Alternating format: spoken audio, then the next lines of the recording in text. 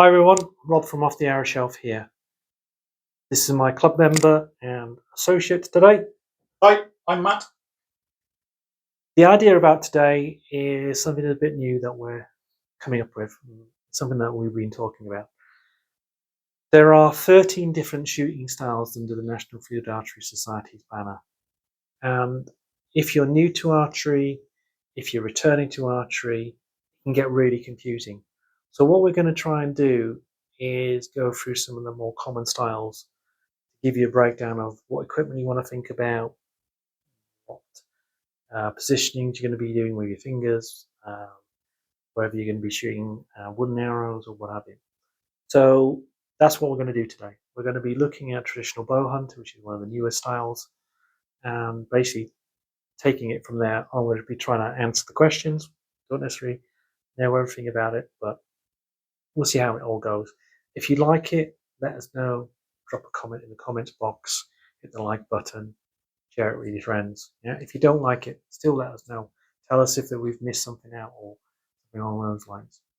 But anyway, go on. Yeah, so I returned back to archery after 20 years away, and I used to do field archery before I gave it up, and then I've come back to it. And so much has changed, and there's so many more classes that coming back, the hardest part for me to learn was all the different classes and the little changes between classes sometimes as well.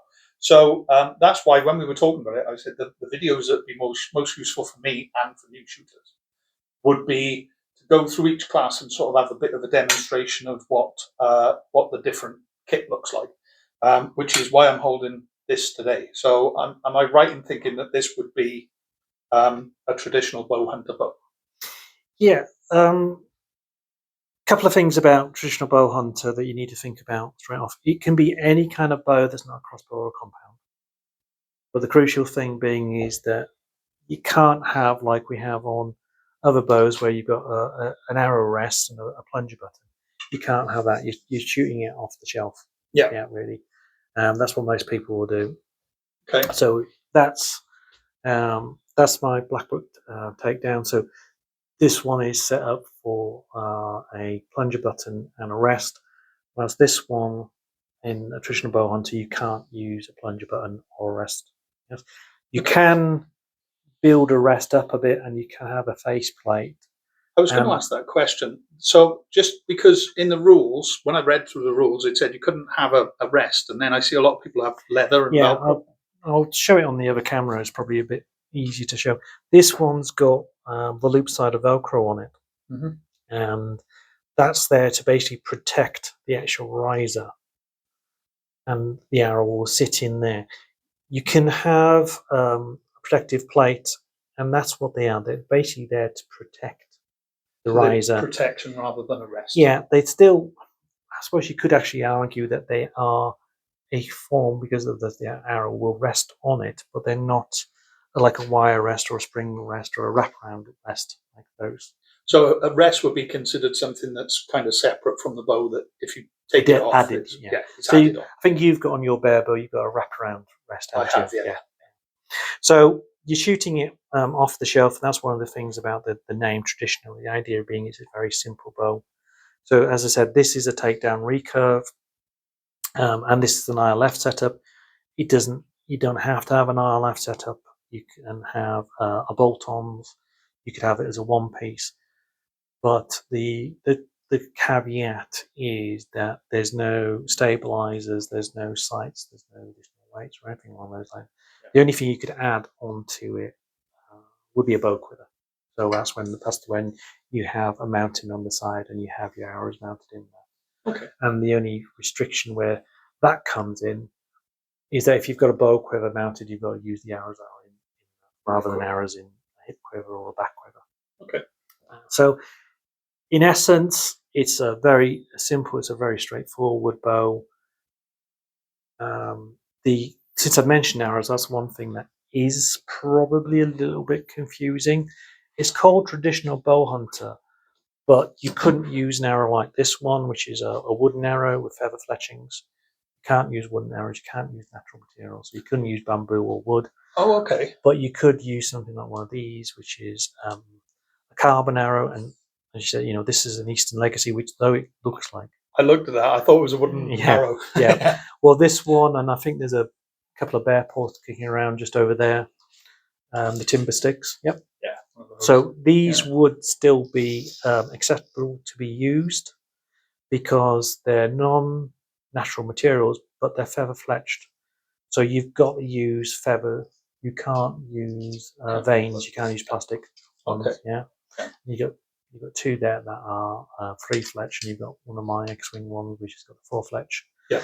But as long as they're feather fletchings, that's fine. That's completely acceptable. But it can't be a wooden arrow. And with the carbon or the aluminium arrow, it's got to be that. Is there any restriction to the head you can use? The pile. The only restriction is a standard restriction on everything with NFAS. We've got a 3D target over here, which I brought in because we were talking about this the other day. If you have a look there, arrows, when they puncture into a 3D, will leave a hole.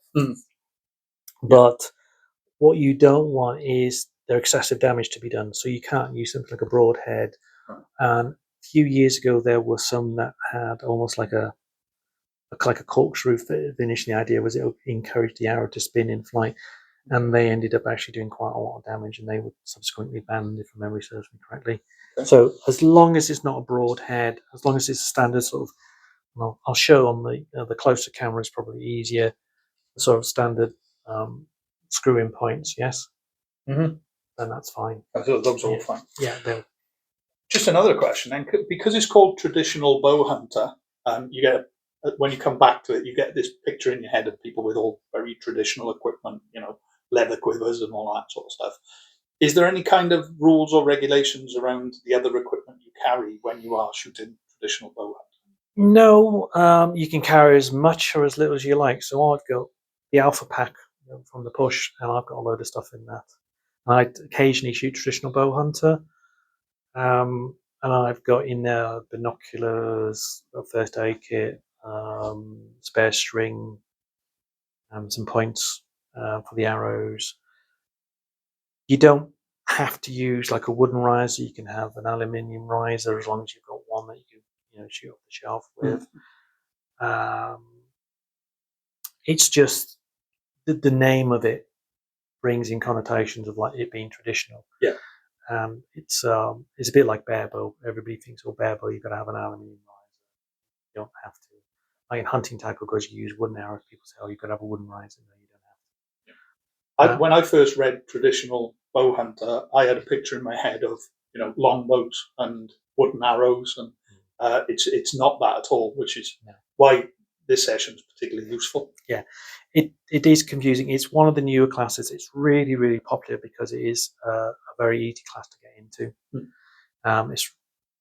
Archery is still relatively inexpensive when you consider it. A basic takedown recurve you can pick up for about £80. A good flat bow for under £150. Set of arrows is £60. For a decent set of arrows, you can get ones that are cheaper. You can use a tab or a glove. There's no restrictions where that's concerned. And unlike hunting tackle, which specifies you've got to use a split fingers, as in one finger above and 2 fingers below, there isn't anything in Traditional Bowhunter, if I remember correctly. There's no restriction on that. You can't face walk and you can't string walk. Yeah. But no, there's not a restriction on that. You've got to wear a leather glove, or you've got to use a tab or anything along those lines. The only thing you do have restrictions on is the selection of arrows, and unlike bear bow where you can have a stabilizer, you can't have. So it's very much it's kind of almost more of a bear bow than bear bow is. Yeah. And I think that's the issue that people kind of get confused about as to what they're talking about. But it is a very popular, very good one to get into, very easy to get into.